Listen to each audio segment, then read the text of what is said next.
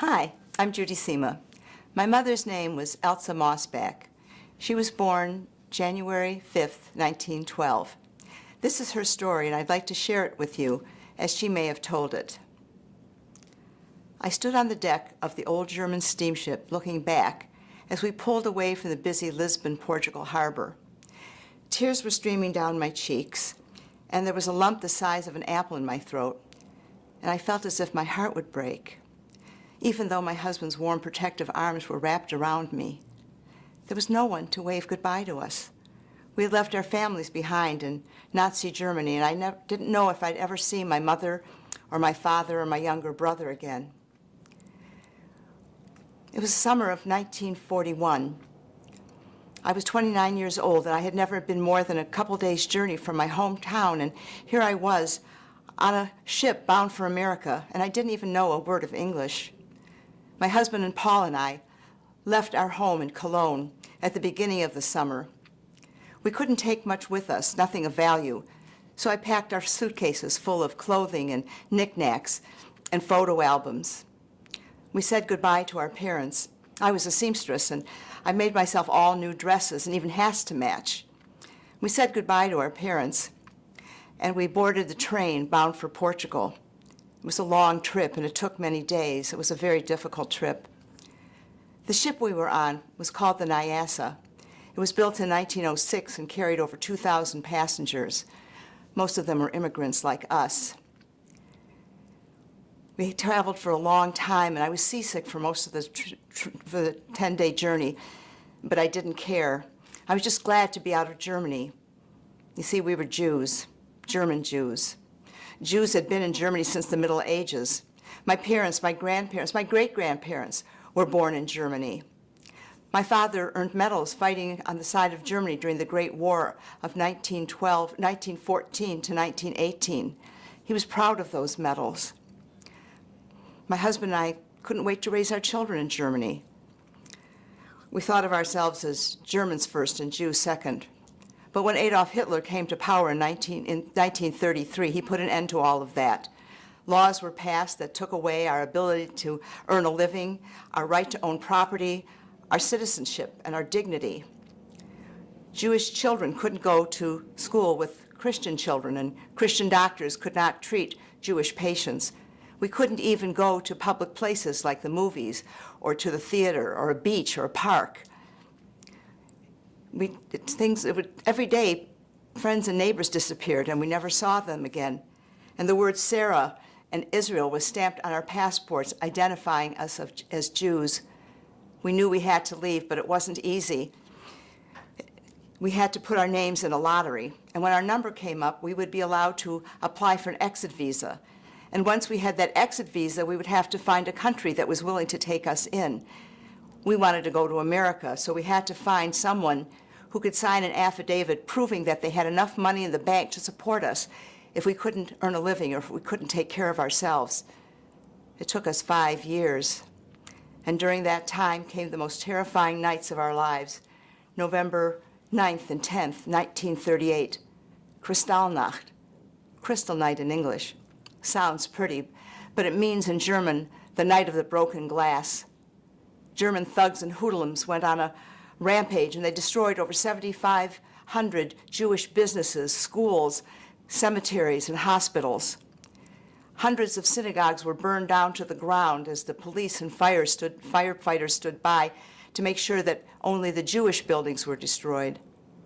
100 Jews were murdered, and 30,000 more were rounded up and sent to forced labor camps and concentration camps. My husband and I, we huddled in our small apartment listening to the screams and the gunshots and the breaking glass and the police sirens. And then, in the middle of the night, the phone rang. It was my mother. She was hysterical. The Nazis had made her and my father and the Jews of their village watch their synagogue burn down to the ground. And then they took my Papa away. I said, but there was a mistake. Papa was a war hero. And I promised my mother that I would come as soon as I could to my hometown and find Papa and bring him home. Early the next morning after Kristallnacht, after Crystal Night, I boarded the train and headed for my hometown of Boynton, Germany, which was near the Polish border. And all the time I thought about my papa. He was big and strong. He was my hero and a German hero too. Kaiser Wilhelm himself had given him the medals, and as a little girl I used to wear them around our apartment. When I got off the train, at first I didn't notice anything unusual, but as I walked toward my neighborhood, I began to see the devastation.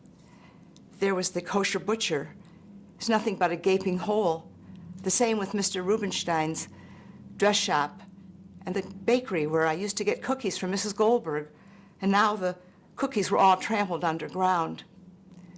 And then I came to a huge pile of smoldering rubble. Our beautiful synagogue, with the twin columns and the beautiful ornate arch and the Spanish mosaics, was gone, simply gone. When I reached my street, I could see my papa's shoe store. The glass was broken, counters were overturned, shoes were strewn everywhere, and on the walls in bright yellow paint were the words, Judah, Judah, Jew, Jew. I climbed the stairs to our apartment above the shoe store and let myself in.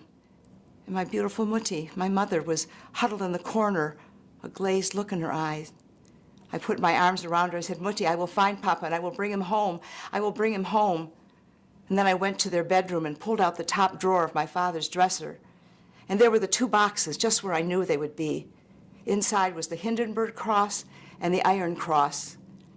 I put the medals in my pocket, and then I straightened my shoulders and put on a fresh coat of lipstick, adjusted my hat, and I walked down the stairs and marched the 3 blocks of the Gestapo office. I pulled open the heavy wooden door. There at the end of the hall stood a soldier at attention, and as I came closer, he clicked his heels and raised his hand and said, Heil Hitler. I said, there's been a mistake. They took my papa last night. Please, I must see the commandant. The soldier looked at me up and down, but I didn't waver. I just stared him straight in the eye until he finally opened the door behind me and led me into the commandant's office. The commandant was writing on some papers. He didn't even look up. I said, there's been a mistake. Last night they took my papa, George Lachmann. He's a good German soldier. He won these medals. Kaiser Wilhelm gave him these medals himself. The commandant didn't even look up. He just said, Raus, raus, out, out. I said, but I've got money. I took money out of my pockets and I threw them at him. Finally, he looked up and he said, he's been sent to Buchenwald, but I'll see what I can do. Come back in a week. I left the Gestapo office, but I was afraid to go home. I came back day after day and waited. And I don't know how many days I waited. And finally, just when I was about to give up hope, the door to the Gestapo office opened, and out came my papa. He was stooped over. He'd lost weight. He was haggard. He hadn't shaved in days. His clothes were torn, and he had a bruise on his face. But he was safe, at least for now. Soon we'd be docking in New York City, so I got up early and took my shower and came back and put on one of the new dresses I had made. It was a lavender rayon dress with wide box pleats that flared out at the bottom. My husband whistled. I looked fabulous. I was going to be very fashionable in my new country. We went down to breakfast, but I couldn't eat. I had just butterflies in my stomach because I was so nervous. We went down to the third-class passenger deck, and people were milling around, and the sun was blazing down on the blue-black sea. And off in the distance, off in the horizon, we could see the tops of tall buildings. And then suddenly someone pointed and shouted, and there, coming out of the sea, was a tiny gold flame. And as we got closer, we could see that flame was held aloft in a silvery green torch, held by a magnificent woman with a crown of 7 spikes, a green gown that flowed to the pedestal below. The Statue of Liberty. Everyone cheered. The foghorns blew, and the seagulls welcomed us with their piercing calls. I looked at my husband. The tears in his eyes matched the ones that were streaming down my cheeks. We didn't know then that we would never see our parents again. But we were free. We had escaped. We were truly free. And we were ready to begin a new life in America.